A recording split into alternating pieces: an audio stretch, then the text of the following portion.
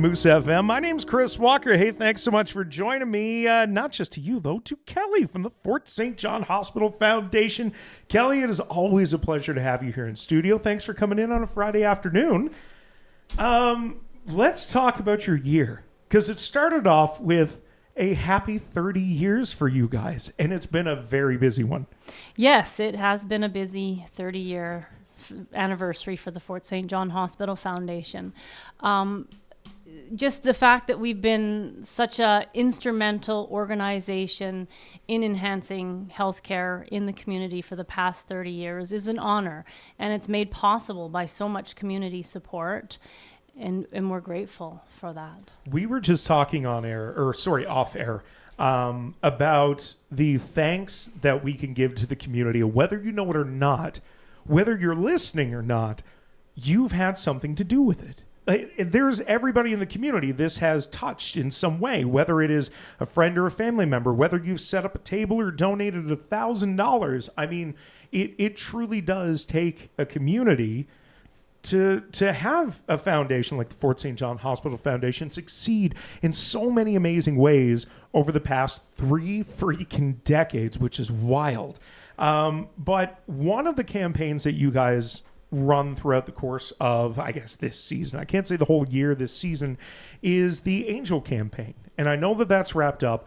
Tell me a bit about what the Angel campaign is before we talk about its successes and your guys' successes. Yeah, well, the Angel campaign is, in its name, is celebrating each donor as an angel for their generosity.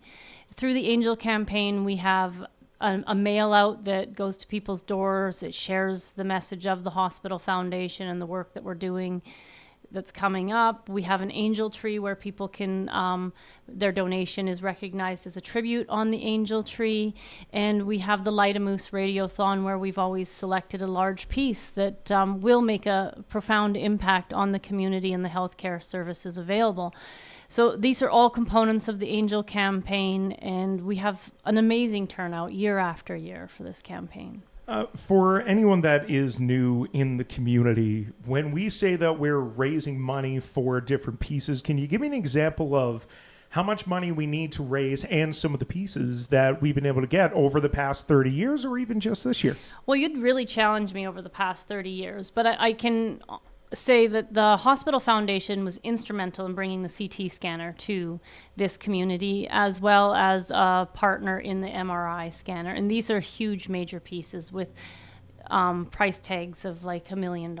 So those are some of our most notable contributions. This year, we have supported the purchase of Lunar Pro bone densometer, and this measures bone density for primarily the aged population, but anybody that's at risk for bone density loss. An upgraded MRI coil for taking images of the body, Serene Edge mattresses for Peace Villa, butterfly tables for Peace Villa, and this all just improves their life experience there as they are residents. Their quality of care, right? Yeah. It's one thing to say it's improving the quality of life, but when we're at our lowest, when we're at our sickest, we don't want the C squad. We don't want the B squad. We want the best of the best in this community. And the Hospital Foundation is instrumental in getting those instruments. But the community is instrumental in helping the Hospital Foundation as well. Yes, 100%, Chris. So these are all the purchases that we've looked at this year, and they're coming in. The Lunar Pro densometer I just announced to the community is in, and it's set up. It was its first working day this week, so nice. That's very exciting to have that. And so this is just 1 year of purchases, and we're already looking ahead at next year. There's some ultrasounds on the list. There's some very unique pieces to enhance our surgical department and our ICU. So we're excited about what the next year will bring as well. Again, not to play favorites, but when it comes to the Light a Moose Radiothon, I mean, of course, that is one of our babies. That's one of the things that we do care about the most here at Moose FM. We were celebrating some of the things that we have done throughout this year, And it was Adam, our owner, manager. He was part of it, whatever it was, 20 years ago. He was one of the ones standing out minus 40 without a tent, walking uphill both ways. He reminds us every year.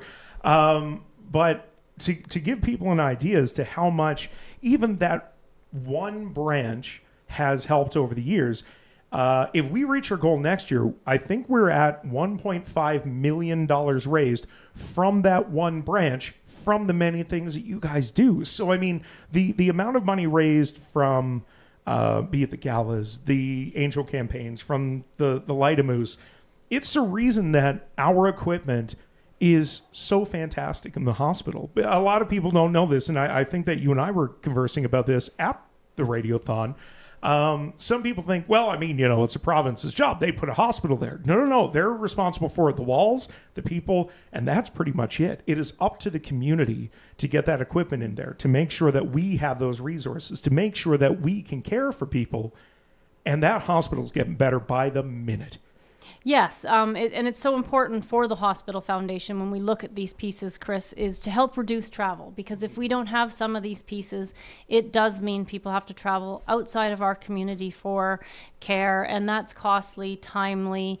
Even if it doesn't have a dollar value to it, like people have to take time off work, hotels, it all adds up. So the more things we can bring into this community, as well as having this state-of-the-art technology, entices healthcare workers to be part of the hospital and work there. It means they have the state-of-the-art equipment to work with on a daily basis. I mean, you can ask yourself the question, say you're going to post-secondary, would you rather go to a school with 4 rulers, or would you rather go to one that has the telescopes and the microscopes and the everything else?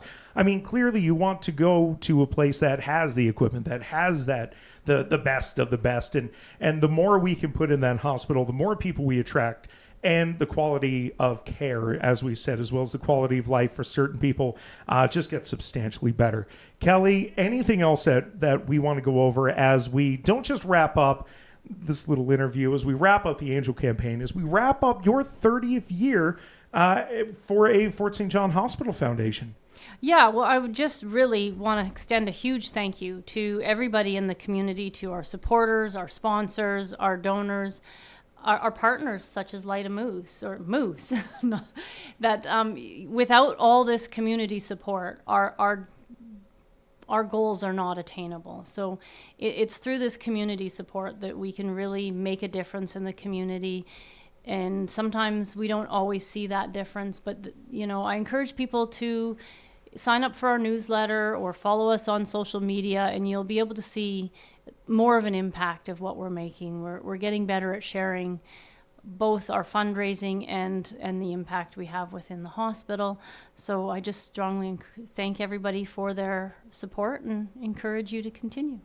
I couldn't say it better. If you want more information on the Fort St. John Hospital Foundation, FSJHospitalFoundation.ca. Correct. See, I'm getting better with websites too. Kelly, thank you so much for coming in. Thank you guys for the work you do, to you and your staff, and I guess to everybody that's out there listening. Merry Christmas, Happy New Year. We can't wait to do this again with you next year. Thank you so much, Chris. This community interview is supported by your Member of Parliament, Bob Zimmer. Stop by his office in Fort St. John at 9916 100th Avenue and in Dawson Creek at 104